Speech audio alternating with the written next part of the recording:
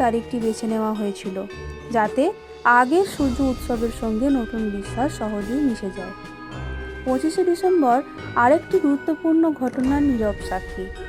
1991 সালের এই দিনেই সোভিয়েত ইউনিয়ন আনুষ্ঠানিকভাবে ভেঙে যায়, বদলে যায় বিশ্ব রাজনীতির ইতিহাস। অথচ এই খবর উৎসবের আড়ালে অনেকটাই চাপা পড়ে যায়। এছাড়া প্রাচীন ইউরোপে বিশ্বাস ছিল 25শে ডিসেম্বর রাতে গাছপালা কথা বলে, আর জল নাকি এক মুহূর্তের জন্য থেমে যায়। বিজ্ঞান নয়, তবু বিশ্বাস মানুষের কল্পনাকে আজও নাড়া দেয়। এভাবেই 25শে ডিসেম্বর শুধুই উৎসবের দিন নয়, এটি ইতিহাস, বিশ্বাস আর অজানা তথ্যের এক রহস্যময় মিলন। আলো আর অন্ধকারের মাঝখানে দাঁড়িয়ে এই দিনটি আমাদের মনে করিয়ে দেয়, প্রতিটি পরিচিত দিনের মধ্যেই লুকিয়ে থাকে অচেনা গল্প।